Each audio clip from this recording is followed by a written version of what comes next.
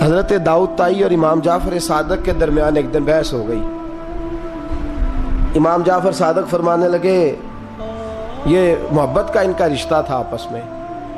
حضرت داؤد طائی صوفی تھے اور امام جعفر صادق تو حضور کے نواسے ہیں نا جی، اور بڑا عقیدت کا رشتہ تھا آپس میں۔ ایک دن امام جعفر صادق کہنے لگے داؤد طائی میرے لیے دعا کر، تو آپ رو پڑے، کہنے لگے حضور میں نواسہ رسول کے لیے دعا کروں؟ آپ تو حضور کے نواسے ہیں، میں آپ کے لیے دعا کروں؟ تو حضرت امام جعفر صادق کہنے لگے یہی تو دعا کرانی ہے، یہی تو میں نے کیا فرمایا، یہی تو دعا کرانی ہے کہ میرے لیے دعا کر، میں اپنے نبی کی بارگاہ میں شرمندہ نہ ہو جاؤں۔ حضور یہ نہ فرما دیں کہ میرا نواسا ہو کے تو کیا کرتا رہا، یہی تو دعا کرانی ہے۔ بڑا پیار تھا۔ ایک دن بحث ہو گئی، حج کر کے واپس آئے، عراق میں تشریف فرما تھے امام جعفر صادق، حج کر کے واپس آئے تو امام جعفر صادق کہنے لگے جو مکے سے ہو آتا ہے نا، اللہ پھر اس کو دوزخ میں نہیں ڈالے گا۔ خوش نہیں ہوئے آپ لوگ؟ اللہ آپ کو جزائے خیر عطا فرمائے۔ فرمایا جو کعبے کا دیدار کر لے ایک دفعہ زندگی میں اور ایمان کی حالت میں، اللہ پھر اسے دوزخ میں ایک دفعہ جو دیدار کر لے ایمان کی حالت میں، اللہ دوزخ میں یہ فرمانے لگے یہ میری بات ہے، تو تصدیق کر میری بات کی، کہہ میں نے ٹھیک کہا ہے۔ پیار تھا نا، تو کہنے لگے داؤد طائی تو کہہ میں نے ٹھیک کہا ہے۔ کہنے لگے جی آپ نے فتویٰ ہی پورا نہیں دیا تو میں کیسے تصدیق کر دوں؟ آپ نے پورا فتویٰ پوری بات کریں تو تصدیق کرا لیں۔ کہا پوری بات کیا ہے؟ فرمانے لگے جو خانہ کعبہ بیت اللہ کا دیدار کر لے اللہ دوزخ میں نہیں ڈالے گا، اور جو مدینے سے ہو آئے اللہ اسے جنت میں ضرور داخل فرمائے گا صلی اللہ تو آپ فرمانے لگے داؤد طائی میں نے تو مسئلہ بیان کیا اس لیے کہ جس نے ایمان کی حالت سے کعبہ دیکھ لیا تو اس کا اللہ پہ ایمان پختہ ہے، اور من قال لا الہ الا اللہ داخل الجنہ، اور تو نے یہ جو کہا ہے نا ضرور جنت میں داخل کرے گا مدینے دیکھنے والوں کو، تو بھی دلیل پیش کر۔ مکہ کا ایمان کے ساتھ دیکھنے والا تو میں نے حدیث پیش کر دی، تو دلیل دے۔ حضرت داؤد طائی بولے بڑی خوبصورت بات، اور خوبصورت لوگ ہی خوبصورت باتیں کرتے ہیں، خوبصورت لوگ ہی جی، ورنہ تو اللہ خیر کرے خوبصورت بات نکلتی نہیں لوگوں کے منہ سے، حرم میں بیٹھ کے بھی نہیں نکلتی، پتہ نہیں کیا سانپ سونگھ جاتا ہے، کس قسم کی بولی بولنے لگتے ہیں۔ خوبصورت لوگ خوبصورت بات کرتے ہیں۔ حضرت داؤد طائی کہنے لگے میری دلیل یہ ہے کہ پورے مکے میں کہیں جنت تو نہیں نا، مکہ دیکھنے والے کو جنت ملتی ہے پر مکے میں جنت نہیں۔ فرمانے لگے مدینے میں تو جنت ہے نا، روضۃ من ریاض الجنہ، ماں بین بیتی و منبری روضۃ من ریاض الجنہ۔ فرمایا میرے منبر اور میرے گھر کے درمیان جتنی جگہ ہے وہ، اور آپ فرمانے لگے حضرت امام جعفر صادق سے کہنے لگے حضور دیکھیں نا، اللہ فرماتا ہے جو جنت میں گیا ہم فیہا خالدون، پھر نکالا نہیں جائے گا۔ تو کہنے لگے میرا عقیدہ ہے جو 2 نفل بھی ریاض الجنت میں پڑھ لے اللہ اسے ضرور جنت میں داخل فرمائے گا، اس لیے کہ جو گیا وہ دوبارہ واپس۔ حضرت ادریس علیہ السلام کی دوستی ہو گئی رضوان سے۔ رضوان جنت کے فرشتے کا نام ہے جس کے پاس چابی ہے جنت کی، دروازے پہ بیٹھے ہوتے ہیں، رضوان اس فرشتے کا نام ہے۔ تو حضرت ادریس کا یارانہ تھا، وہ ملنے آتے تھے جناب ادریس علیہ السلام کو۔ تو ایک دن حضرت ادریس کہنے لگے تو خود تو یہاں کی سیر کر جاتا ہے، مجھے کبھی کرائی نہیں، آپ بھی کر لیں۔ تو فرشتہ آپ کو جنت دکھانے لے گیا، جنت میں جا کے تو کہنے لگا حضور چلے، فرمانے لگے کدھر؟ کہنے لگا واپس، فرمانے لگے میں نے جانا ہی نہیں۔ اس نے کہا کیوں؟ فرمانے لگے اللہ فرماتا ہے ہم فیہا خالدون، جو جنت میں آئے گا نکالا نہیں جائے گا، تو کیسے مجھے نکال سکتا ہے؟ کہنے لگے جناب آپ نے سیر کا کہا تھا۔ فرمایا سیر ہی ہے یہ، اس لیے کہ جنتی ساری عمر ہی سیر کریں گے، وہ سیر ہی کریں گے، سفر تو تھکا دیتا ہے بندے کو، یہ سیر ہی ہے۔ اب وہ فرشتے پریشان ہوئے تو رب کریم نے فرمایا وہ فرشتے تیرا اور اس کا یارانہ بھی میں نے لگوایا تھا، اور اس کو جنت کی سیر پر آنے کی خواہش بھی میں نے ہی پیدا کی تھی، اور تو کون ہوتا ہے میری بغیر اجازت دروازہ کھول سکے؟ بلوایا بھی میں نے ہی تھا۔ اور یہ جو میں نے کہا نا اڑ جا، یہ توفیق بھی میری ہوئی ہے، میری طلب بھی تو تیرے کرم کا صدقہ ہے۔ یہ پاؤں اٹھتے نہیں بلکہ یہ اٹھائے جاتے ہیں، تو جب بلا لیا ہے جنت میں داخل کرا لیا ہے، اور جنت بھی وہ والی جس کو میرے رسول پاک کے قدموں نے جنت بنایا ہے، وہ جنت جس کو ریاض الجنہ کا لفظ دیا ہے، حضور نے جنت جس کو بنایا ہے، وہاں تک پہنچ جائے۔ یہ ہے عرض جنت، یہ طیبہ کی زمین ہے عرض جنت، پر زمین کس کی ہے؟ کیسا عجیب معاملہ ہے، یہ ہے عرض جنت، یہ طیبہ کی زمین ہے۔ جنت بھی یہیں، کیونکہ مالک جنت بھی یہیں ہے، جنت بھی یہیں، مالک جنت بھی یہیں، جنت بھی یہیں تو مالک جنت بھی۔ اور جتنا جنت کا اعلان میرے نبی نے فرمایا نا، سارا فرمایا ہی مدینے میں ہے۔ اور جنت بیچی ہے کئی دفعہ نبی پاک نے، کئی دفعہ فرمایا بیر روما کما خرید کے دو، مجھ سے جنت لے لو۔ حضرت عثمان نے کہا حضور میں خرید دیتا ہوں۔ کہا جنگ تبوک کے لیے سامان دو، مجھ سے جنت لے لو۔ حضور نے تو کئی دفعہ سیل لگائی ہے جنت کی۔ یہ ہے عرض جنت، یہ طیبہ کی زمین ہے، جنت بھی یہیں، مال کے جنت بھی یہیں ہے۔ کعبۃ اللہ، حضرت عبداللہ ابن مسعود رضی اللہ تعالیٰ عنہ فرماتے ہیں جس کو ایک تکلیف آئے نا کعبے میں، کتنی جی؟ ایک کدی تے آئی جاندی ہے نا، میرے ورگے ہمیشہ دے تھکے بندے، ایک آپ تکلیف تو بخار آ گیا، پیر میں درد ہونے لگ گیا، کوئی تکلیف تو آئی جاتی ہے۔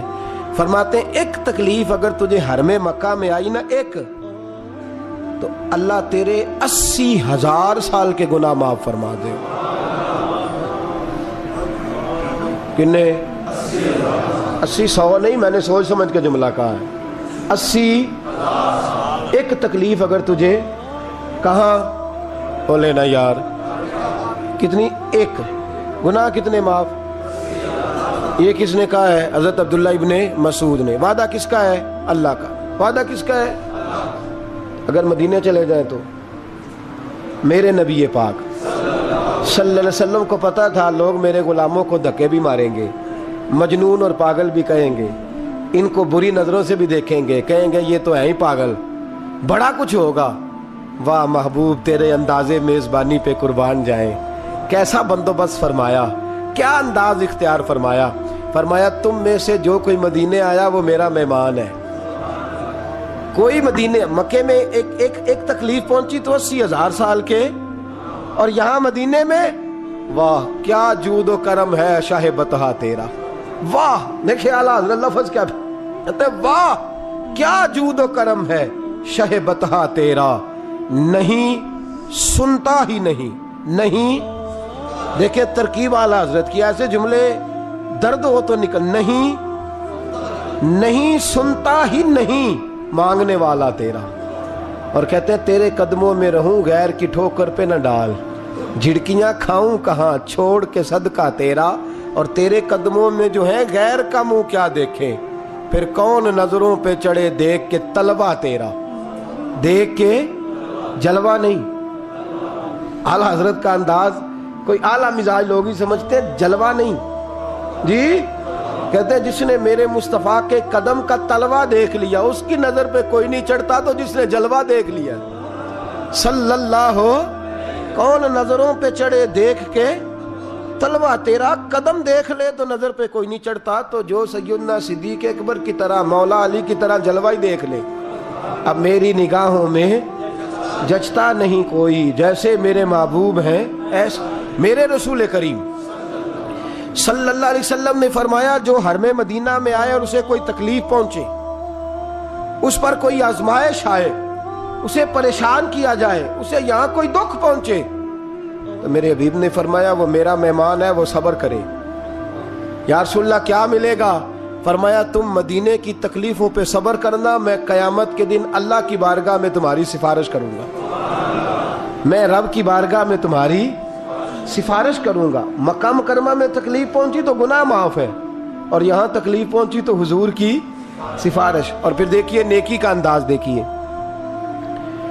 مکہ مکرمہ میں کوئی ایک نیکی کرے تو 1,00,000 کا ثواب ہے، ایک نماز پڑھو تو کتنے کا؟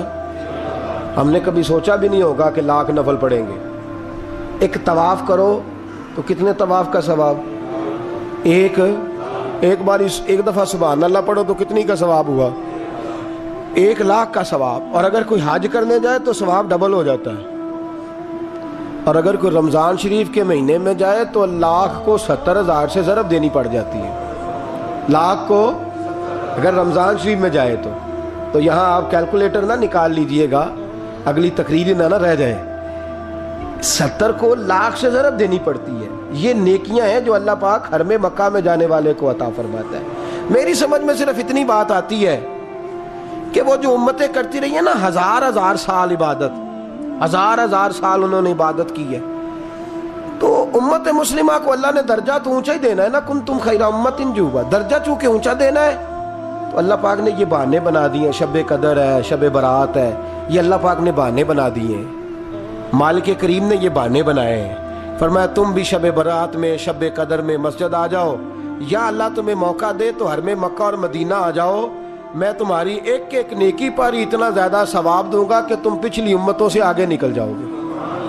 پچھلی امتوں سے اللہ نے ہمارے نمبر ہی زیادہ رکھے ہیں اور ہمیں اضافی نمبر بڑے ملتے ہیں. بڑے نمبر رکھے ہیں رب کریم نے ہمارے لیے. تو رب اللہ کریم کی رحمت سے میرے رسول پاک صلی اللہ. اور پھر دیکھیں نا، کعبے کا معنی ہے مسابت للناس. کعبہ رجوع کی جگہ ہے. کس چیز کی جگہ ہے؟ یعنی اس کی طرف توجہ ہو. میرے نبی پاک صلی اللہ علیہ وسلم کی سب سے بڑی سنت کعبے کو دیکھنا ہے. حضور بیٹھ جاتے تھے اور کعبے کے سامنے بیٹھتے تھے. جب بھی حرم میں بیٹھ تو دیر تک دیکھتے تھے. کچھ لوگ لالچ کرتے ہیں، نیکی کا کرنا چاہیے، اچھا لالچ ہے کہ میں طواف زیادہ کر لوں، عمرہ زیادہ کر لوں، بڑی اچھی بات ہے. لیکن رسول کریم صلی اللہ علیہ وسلم کی جو سنت سب سے زیادہ مضبوط ہے وہ ہے بیٹھ کے کعبے کا.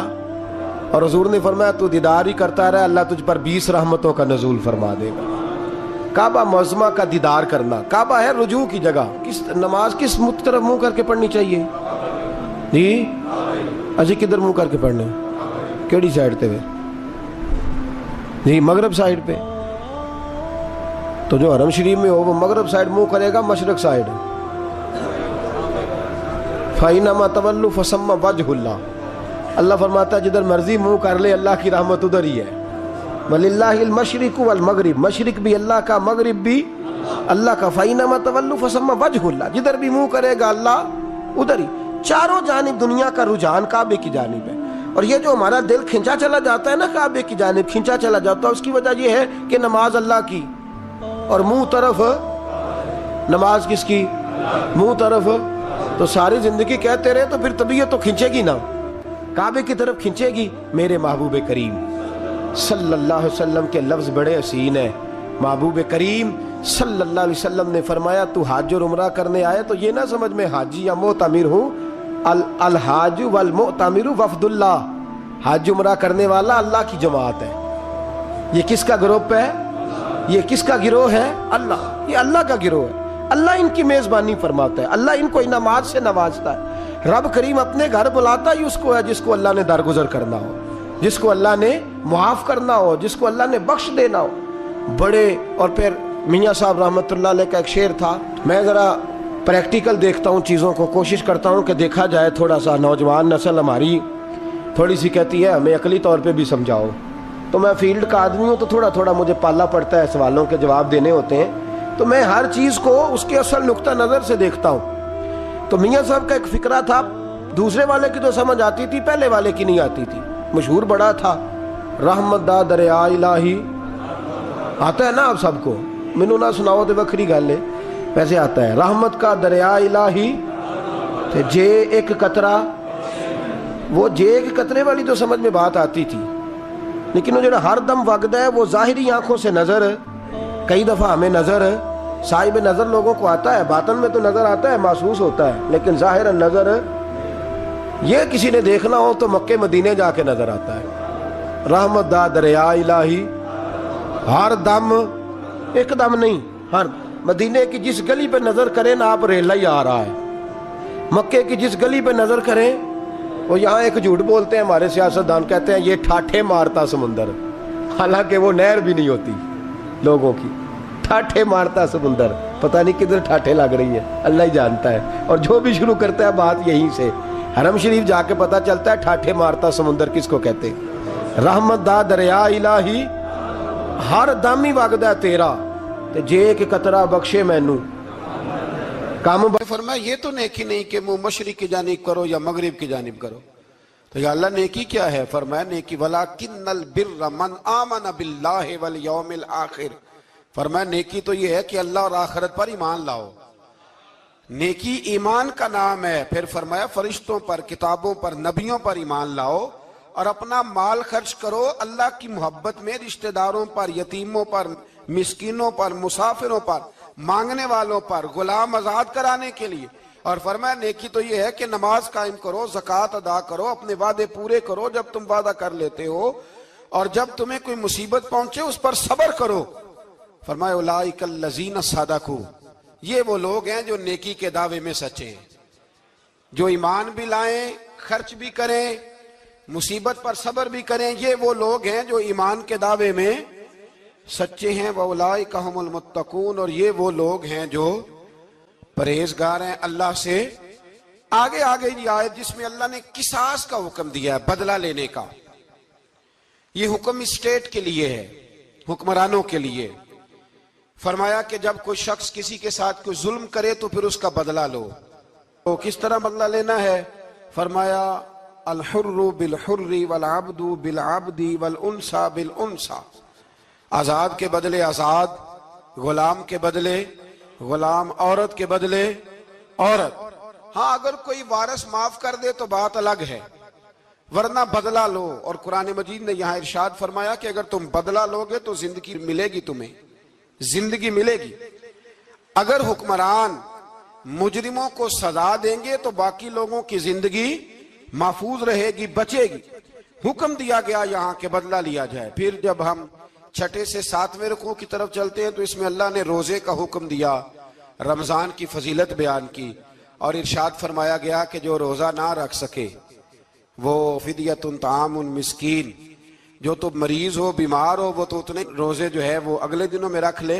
اور آگے جا کے یہ بھی بتایا گیا کہ جو زیادہ ہی بیمار ہو پھر وہ ایک مسکین کا فدیہ دے دے، کھانا دے دے. پھر اسی آیہ کریمہ میں رب کریم نے فرمایا اگر تم مجھ سے دعا مانگو گے اسی رکوع میں تو فرمایا میں تمہاری دعاؤں کو بھی ضرور قبول کروں گا. پھر اسی میں بتایا گیا کہ رات کے وقت تمہیں کھانے کی بھی اجازت ہے اور عمل زوجیت کی بھی تمہیں اجازت دی جاتی ہے. اسی طریقے سے پھر آگے اللہ تبارک و تعالیٰ نے حج کے مہینوں کے بارے میں علامتیں ارشاد فرمائیں اور مسائل حج کچھ آگے جا کے بیان کیے. اور ایک اور غلط رسم لوگ رسمیں بنا لیتے ہیں نا، ایک اور رسم تھی کہ یہودی اور عیسائی جب حج کرتے تھے نا، احرام باندھ لیتے تھے، پھر دروازے سے گھر میں داخل نہیں ہوتے تھے، اوپر سے چھلانگ لگا کے کہ اب ہم پاک ہو گئے. تو دروازہ چونکہ گناہگار ہے، اس کے بیچ سے گناہگار آتے جاتے رہے ہیں، لہذا دروازے سے نہیں گزرتے تھے. تو اللہ کریم نے فرمایا یہ کوئی نیکی نہیں، یہ کوئی طریقہ نہیں کہ تم دروازوں سے نہ گزرو. وَلَكِنَّ الْبِرَّ مَنِ اتَّقَىٰ، دروازے کے اوپر سے چھلانگ لگانا نیکی نہیں، بلکہ نیکی تو یہ ہے کہ اللہ سے ڈرنا شروع کر دو. حج کے بعد پاک صاف ہو جاؤ، ڈرنا شروع کرو، یہ اصل میں نیکی ہے. تو پھر اللہ تبارک و تعالیٰ نے حج کے مسائل کافی تفصیل کے ساتھ، چونکہ وہ فقہی مسائل ہیں اور پوری اس کی جزیات ہیں، لہذا وہ ایک نشست میں کرنے کی بات نہیں. تو رب کریم نے وہاں مشعر حرام کا بھی ذکر فرمایا اور ان سب چیزوں کی طرف نشاندہی فرمائی جن پر توجہ کرنا امت مسلمہ کے لیے بڑا ہی ضروری ہے. پھر آگے 8ویں رکوع تک یہ باتیں مختلف انداز میں چلتی رہیں. پھر 9ویں سے 10ویں رکوع میں ایک بات رب کریم نے یہ ارشاد فرمائی کہ میں نے کافروں کی نظر میں نا، جب انہوں نے میری نافرمانی کی ہے، میرے کلمہ نہیں پڑھا، میرے محبوب کو نہیں مانا، قرآن مجید کو نہیں مانا، تو فرمایا میں نے دنیا کی زندگی ان کے سامنے مزین کر دی. یہ بڑی سمجھنے والی بات. فرمایا زُيِّنَ لِلَّذِينَ كَفَرُوا، وہ جنہوں نے کفر کیا تھا نا ان کے لیے زینت دے دی. کسے؟ حیات الدنیا، دنیا کی زندگی کو اللہ نے نا ان کے لیے حسین کر دی. انہیں بڑے اچھے لگتے ہیں، یہ میری جائیداد ہے، یہ میرا باغ ہے، او میری حویلی ہے، یہ سارے میرے جناب بنگلے. فرمایا یہ چیزیں ہم نے کافروں کی نظر میں پھر پیاری کر دی. سمجھیے گا بات، یہ کافر کا طریقہ ہے. کہ وہ دنیا داری کا مال دیکھتا ہے تو اس کی آنکھیں کھل جاتی ہیں, بڑا راضی ہوتا ہے. مومن کا یہ طریقہ, مومن کس بات پہ راضی ہوتا ہے؟ اللہ تبارک و تعالیٰ کی رضا پہ مومن راضی ہوتا ہے. اس چیز کو اللہ کریم نے یہاں بیان فرمایا. پھر اس سے آگے جو حرمت والے مہینے ہیں ان مہینوں کا ذکر کیا گیا. پھر اللہ تبارک و تعالیٰ نے جوے اور شراب کو حرام قرار دیا. 219 نمبر آیت ہے, اسی رکوع میں اللہ تبارک و تعالیٰ نے اس کا بھی تذکرہ فرمایا. یہ تفصیل کے ساتھ تذکرے جاری رہے. پھر اسی طرح عورتوں کے جو حیض و نفاس کے مسائل ہیں ان کو بھی اللہ تبارک و تعالیٰ نے اسی پارے کے اندر بیان فرمایا. کچھ طلاق کے مسائل بھی اللہ کریم نے اسی پارے 9ویں رکوع سے آگے جا کے ان ساری چیزوں کو اللہ کریم نے بیان فرمایا. اور پھر یہ بھی ارشاد فرمایا حیض و نفاس مسائل اور طلاق, ان ساری چیزوں کو بیان کرنے کے بعد فرمایا کہ ان کے مسائل گویا سیکھ لو, اس پر عمل کرو. اور فرمایا تلک حدود اللہ, یہ اللہ کی حدیں ہیں. فلا تعتدوها, اللہ کی حدوں سے آگے نہ گزرنا. یہ وہ باؤنڈری ہے جو اللہ نے بنائی ہے, یہ حکم وہ ہیں جو رب نے دیے ہیں, تو ان سے آگے نہ جانا. تو بالتفصیل ان ساری چیزوں کا یہاں بیان فرمایا گیا. اور وہ مسائل جو بڑی تیزی سے لوگ الجھا دیتے ہیں ان کا بھی اللہ کریم نے یہاں ذکر فرمایا. بیچ میں کچھ آیات ایسی ہیں جو زیادہ توجہ کے قابل ہیں اور ہماری روزمرہ کی زندگی میں ہمیں ان کی بڑی اشد ضرورت ہے, جو اگرچہ مسائل فقہ تو نہیں لیکن ضرورت کے لحاظ سے, روزمرہ کے اخلاقی رویوں کے لحاظ سے اس کی بڑی ضرورت ہے. ان چند آیات کا بھی ہم نے انتخاب کیا, انشاءاللہ اس پر بھی کچھ بات کرتا ہوں. اس پارے کے آخر میں نا اللہ کریم نے ایک واقعہ بیان فرمایا ہے. اس میں اللہ تبارک و تعالیٰ نے نا بنی اسرائیل کا ایک واقعہ بڑی تفصیل کے ساتھ, اور وہ اس پارے کے اختتام پر عقیدے کے لحاظ سے, نظریے کے لحاظ سے, سمجھنے کے لحاظ سے بڑی اہم چیز ہے, اس پر ضرور غور فرمائیں. وہ یہ ہوا کہ بنی اسرائیل کے اندر ہمیشہ ایسے ہوتا تھا کہ اللہ تبارک و تعالیٰ ایک پیغمبر اور ایک بادشاہ, بنی اسرائیل کے اندر ہمیشہ نبی اور بادشاہ موجود رہتے تھے. ایک وقت ایسا آیا کہ بنی اسرائیل میں کوئی نبی نہیں تھے, اور بنی اسرائیل کا جو اپنا علاقہ تھا نا وہ ملک شام ہے. تو قوم عمال کا ایک قوم تھی اور بڑے سخت گیر لوگ تھے. انہوں نے بنی اسرائیل والوں کے ساتھ لڑائی کی, جہاد کیا اور انہیں ان کے علاقے سے نکال دیا. اور کچھ حضرت یوسف علیہ السلام کے زمانے میں ویسے بھی ایک بہت بڑی تعداد جا کے مصر میں آباد ہو گئی تھی. اب یہ ہوا کہ ان کے پاس کوئی بادشاہ نہیں ہے, یہ بار بار دعا کرتے ہیں, التجا کرتے ہیں. تو اللہ تعالیٰ نے ایک پیغمبر انہیں عطا کیے جن کے مختلف نام کتابوں میں ہیں. صدر الافاضل رحمۃ اللہ علیہ نے تفسیر خزائن العرفان کے اندر ان کا نام حضرت شمویل علیہ السلام لکھا ہے. حضرت شمویل علیہ السلام کو اللہ تعالیٰ نے نبوت عطا فرمائی,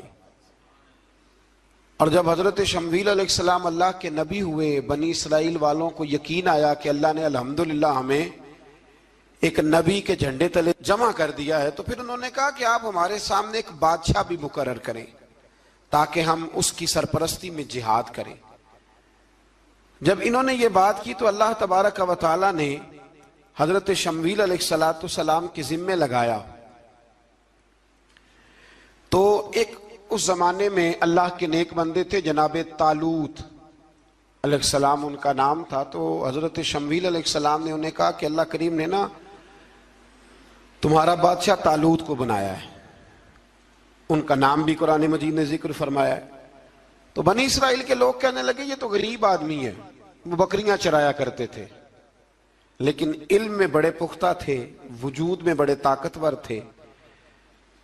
تو کہا کہ یہ تو غریب آدمی ہے, تو ہم تو زیادہ حق رکھتے تھے کہ ہمیں بادشاہ بنایا جائے. تو حضرت طالوت علیہ السلام کہ بادشاہ بننے کے بعد حضرت شمویل علیہ السلام نے جو بات کی اللہ کریم نے اسے قرآن مجید میں بیان فرمایا. رب فرماتا ہے بسطۃ فی العلم والجسم, اسے اس لیے تمہارا بادشاہ بنایا گیا ہے کہ اسے ہم نے کشادگی دی ہے, علم میں بھی اور جسم میں بھی. بڑے ماشاءاللہ موٹے تازے تھے, وجود بڑا طاقتور تھا. کچھ موٹے تازے ہوتے ہیں پر طاقتور نہیں ہوتے, موٹے تازے بھی تھے اور ताकतवर भी थे। फरमाया कि वजूद में भी ताकत है और इल्म में भी अल्लाह ने इन्हें वुस्सत अता फरमाई। तो बनी इसराइल वाले कहने लगे जी नहीं जी कोई बंदा और आ जाए, ये हमारा बहुत बड़ा मसला है ना जी, हर एक की मर्जी की ना तो बात हो सकती है और ना हर बंदा हर एक की मर्जी पर पूरा। कहने लगे नहीं जी कोई और होना चाहिए था, हमें कैसे पता चलेगा कि अल्लाह ने मुकर्रर किया है। बड़ी खास बात है, इसको समझिएगा, ये सारा मजमून आपको मिलेगा इसी पारे के आखिर में आप पढ़ेंगे ना जी, तो ये सारा मजमून आपको मिलेगा और आप अगर सरसरी नजर से भी इसका मुताला करेंगे ना जाके कुरान शरीफ खोल के 15वें से 16वें रुकू में, आप खुश होंगे कि आप कितने अच्छे नजरिए और अकीदे के मानने वाले हैं।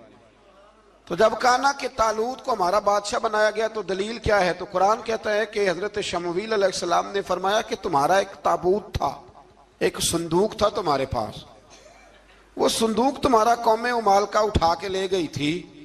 इनके बादशाह होने की दलील ये है कि अल्लाह तुम्हारा वो संदूक तुम्हें वापस कर देगा, वो तुम्हारा संदूक तुम्हें वापस कर देगा। उस संदूक में क्या है, वो हजरत आदम जन्नत से साथ लेके आए थे, उसमें था क्या, तो कुरान मजीद कहता है कि उसके अंदर ना हजरत हारून अलैहिस्सलाम और हजरत मूसा अलैहिस्सलाम के तबर्रुकात थे। तबर्रुकात, कल मैं एक मौलवी देख रहा था बेचारा, एक बंदा ना मस्जिद नबी के साथ गुलाफ और शायद कोई कफन था, वो मस्जिद नबी की दीवारों से मस कर रहा था, तो वो कह रहा था नहीं इससे क्या होता है, तबर्रुक कोई चीज नहीं, अच्छे अमाल की वजह से बंदा बख्शा जाएगा। मैंने कहा तू मुझे मिले तो मैं तुझे बुखारी खोल के दिखाऊं कि हजरत अब्दुल रहमान इब्ने औफ जिन्हें हुजूर ने कतई जन्नती कहा, हुजूर के वजूद पर कुर्ता देख के कहने लगे हुजूर बड़ा ही सोना लग रहा है। तो फरमाया तुझे चाहिए हुजूर मिल जाए तो क्या ही बात है। नबी पाक ने अता किया तो सहाबा कहने लगे अब्दुल रहमान आपको तो जरूरत नहीं थी, आपके पास तो बड़े लिबास हैं, तो ये कुर्ता हुजूर ने कबूल कर लिया, कोई लेके आया और आपने मांग लिया। तो वो रो पड़े, कहने लगे पहनने के लिए नहीं मांगा, ये हुजूर के जिस्म से लग गया है, मैंने कफन बनाने के लिए मांगा है। तू कहता है हुजूर के तबर्रुक में खैर कोई नहीं। और आप यकीन करें उन लोगों पे हैरानगी है, हमने भी मरना है ना जी, बड़ी जल्दी कब्र में जाना है, वक्त का कुछ पता नहीं, लेकिन इतने अंधे होकर लोग चीजों को देखते हैं और इस तेजी के साथ गुमराही फैलाते हैं। मुझे बाकायदा किसी ने वीडियो भेजी और कहने लगा जी देखें कितनी अच्छी बात कर रहा है, लोगों को समझाएं। तो मैंने कहा नहीं इसको समझाने की जरूरत है। और मैंने उसको देखा है, वो जो लाल रुमाल वाला मैंने देखा है, वो ढूंढ ढूंढ के जाहिलों को पकड़ता है, तलाश करता है, और अगर कोई मिल जाए बात बताने वाला तो फिर वो खुद पकड़ा जाता है, और कई दफा पकड़ा गया तो निकल गया है। अल्लाह ताला हमें समझने की तौफीक दे, हम सियाने हो जाए तो ये दूर दूर तक नजर नहीं आएंगे इंशाअल्लाह। तो वो ताबूत आएगा बनी इसराइल वालों से कहा, ताबूत में क्या था सुन लो, और ये कुरान मजीद है। आज मेरी मानना ये 15वें से 16वां रुकू जरूर ही पढ़ना कि वो आखिर ताबूत में क्या था, खोलना जरा। कुरान मजीद कहते हैं कि हजरत मूसा अलैहिस्सलाम और हजरत हारून के तबर्रुक थे। तो तबर्रुक क्या थे, तमाम मुफस्सिरीन ने लिखा है कि हजरत मूसा का एक कुर्ता था, एक डंडा था, जूते थे, और जनाब हारून अलैहिस्सलाम का इमामा शरीफ था, और तौरात की कुछ तख्तियां थी। तो उसका फायदा क्या था, उस ताबूत का फायदा यह था कि बनी इसराइल वाले जब अपने दुश्मनों से लड़ते थे, ताबूत सामने रख के दुआ मांगते थे, अल्लाह इन्हें कामयाबी अता कर देता था। तो कौमे मालकों को भी पता चल गया कि संदूक में कुछ है जिसकी वजह से ये कामयाब हो जाते, वो संदूक उठा के ले गए। अब उनकी कमबख्ती ये, कम नसीबी ये कि उन्होंने जाके उसे रूढ़ी पे फेंक दिया। जब रूढ़ी पे फेंका तो उनके अंदर बीमारियां आ गई, वबाएं फूट पड़ी, मरने लगे, वजूद फूलने लगा। फिर उनके दिलों में बात आई कि ये हमने इस संदूक की बेअदबी की है। संदूक में क्या है, तबर्रुकात। हमें कहते हैं जी नालैन का नक्शा क्यों लगाया है, तुम्हारे तो बुजुर्गों का कीदा है, सर पे रखने को मिल जाए अगर नक्शे नाले पाके हुजूर तो फिर कहेंगे कि हाँ ताजदार हम भी हैं। तो कहा कि उसके अंदर ये तबर्रुकात थे, उन्हें भी समझ में आई। तो उन्होंने ना बैलगाड़ी मंगाई और वो संदूक उठा के उसके ऊपर रख दिया। اب کیا ہوا؟ قرآن کہتا ہے کہ فرشتوں نے نا اس صندوق کو وہاں سے اٹھایا۔ مفسرین نے لکھا اس کا معنی یہ بھی ہو سکتا ہے کہ اس بیل گاڑی کو ڈائریکشن پہ لگایا، ادھر سے حضرت شمویل علیہ السلام نے جناب طالوت کو بادشاہ بنا دیا، اور ادھر سے وہ صندوق چل پڑا۔ کہا بھئی ہم ان کو کیسے بادشاہ مانے؟ تو فرمایا بادشاہ اس طرح مانو گے کہ تمہارا وہ صندوق آ جائے گا، اور قرآن کہتے ہیں اس صندوق میں تمہارے دلوں کا سکون ہے، اس میں تمہارے دلوں کا۔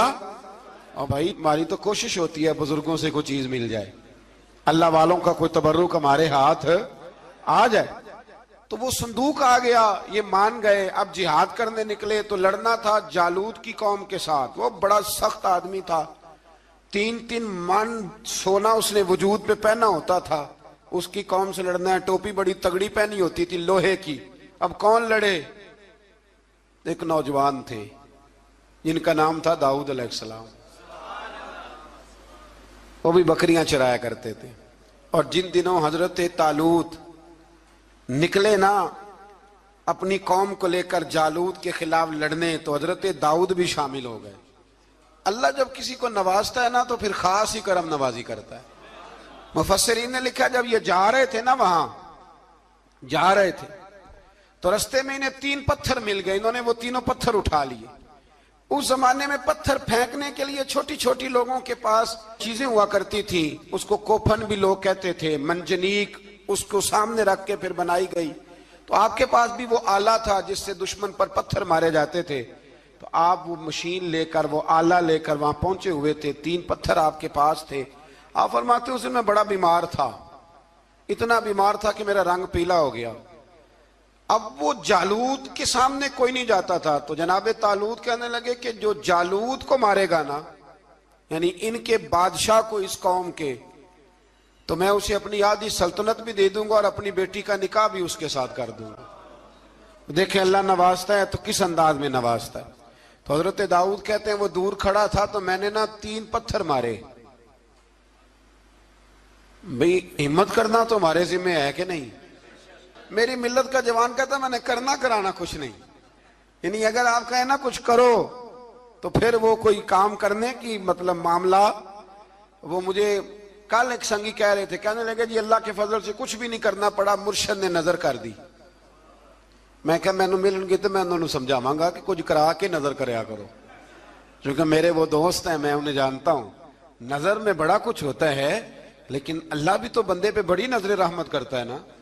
لیکن کہتا ہے 5 نمازیں پڑھ، رمضان کے روزے رکھ، زکوٰۃ فرض ہو تو ادا کر، یہ سارے کام کر، سچ بول، دیانتداری کر، پھر میں اپنے فضل سے تجھے جنت عطا کروں۔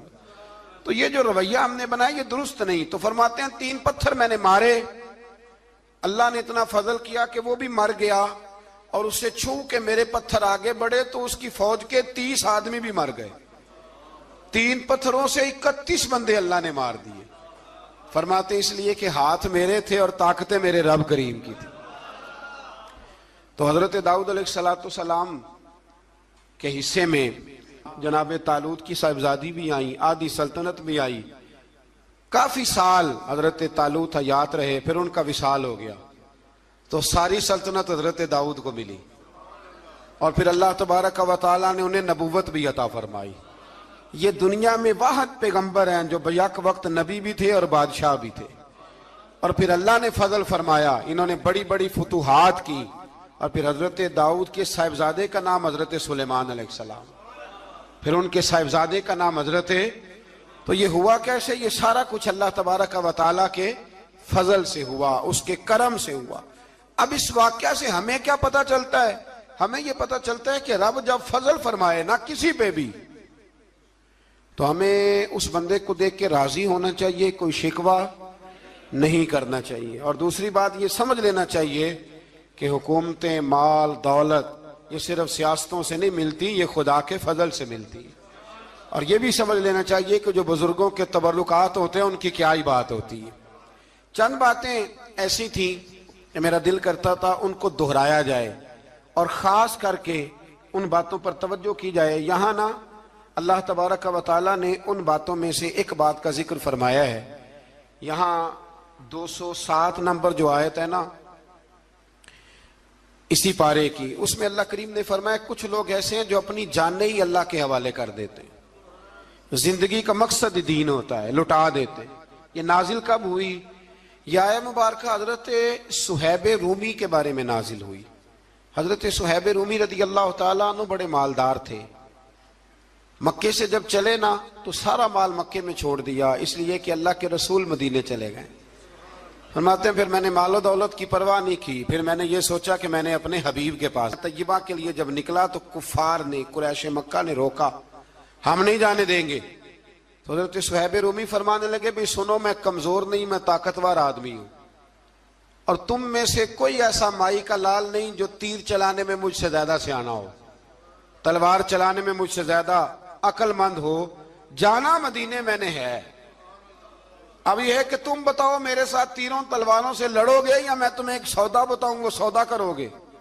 قریش کہنے لگے سودا کیا ہے؟ کہنے لگے میرا بڑا مال ہے، میں مکے میں دفن کر کے آیا ہوں، تم مجھے مدینے جانے دو، میں تمہیں سارے مال کا پتہ بتا دیتا ہوں۔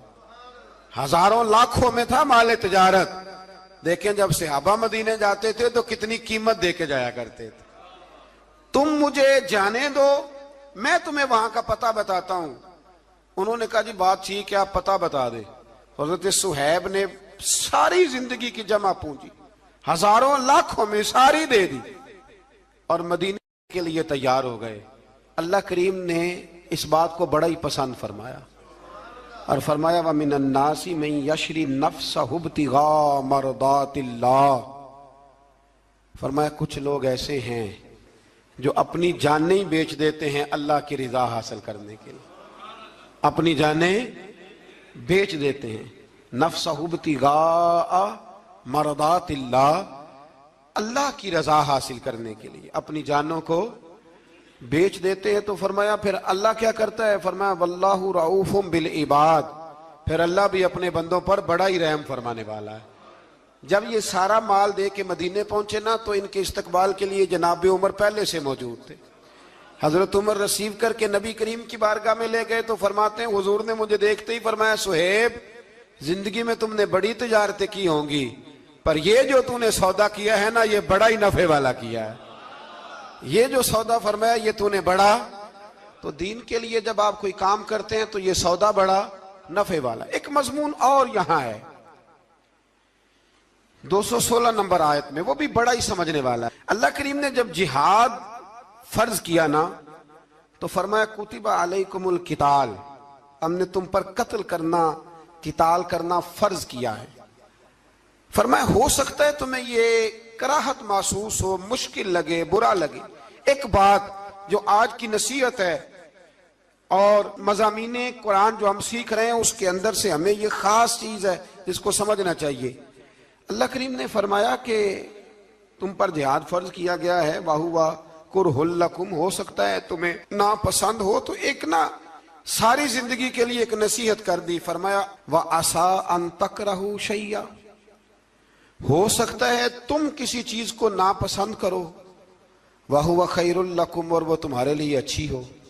اللہ اکبر، یہ وہ بات ہے اگر سمجھ میں آ گئی تو کلیجہ ٹھنڈا ہو گیا، زندگی سکون میں آ گئی۔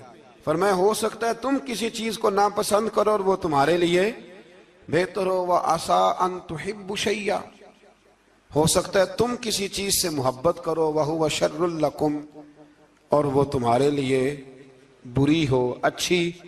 بس میرے رب نے ایک بات مسلمان کو بتا دی جو جینے کے لیے بڑی کافی ہے۔ فرمایا تم میرے اور میرے رسول کے حکم پر چلو۔ کیوں؟ اس لیے کہ واللہ یعلم وانتم لا تعلمون، اللہ جانتا ہے تم نہیں جانتے۔ اللہ کے طریقوں کے مطابق، رسول اللہ کے بتائے ہوئے طریقوں کے مطابق چلو، اللہ جانتا ہے ہم جانتے نہیں۔ تو قرآن مجید کی اس نصیحت پر ضرور غور کریں۔ ایک شخص نے ایک دفعہ اپنی بیوی کی بڑی شکایتیں کی نبی کریم کی بارگاہ میں، تو رسول کریم علیہ السلام نے فرمایا ہو سکتا ہے اللہ تمہیں اس میں سے ایسی اولاد عطا کر دے جو تیرے لیے باعث خیر ہو۔ جو چیزیں ہم ناپسند کرتے ہیں بعض اوقات اسی میں سے اللہ تعالی ہمارے لیے خیر کر دیتا ہے۔